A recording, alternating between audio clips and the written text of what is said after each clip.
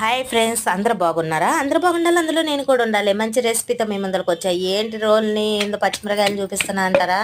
ఏం లేదు ఫ్రెండ్స్, పచ్చిమిరకాయలు నూరుకోవాలి. అలాగే చిన్న సైజు ఉల్లిపాయలు వేసి నూరాలి. నూరిన తర్వాత జీలకర్ర వేసి నూరాలి. నూరిన తర్వాత ఉడికించి పెట్టుకున్న గోంగూరను వేసి నూరుకోవాలి. అలాగే రుచికి తగ్గ ఉప్పునేసి నూరాలి. నూరిన తర్వాత ఒక గిన్నెలోకి ఎత్తి పెట్టుకొని ఆయిల్ ఏడెక్కిన తర్వాత తాలింపు గింజలు వేసుకోవాలి. అలాగే ఊరమిరగాయలు వేసుకొని వేపుకోవాలి.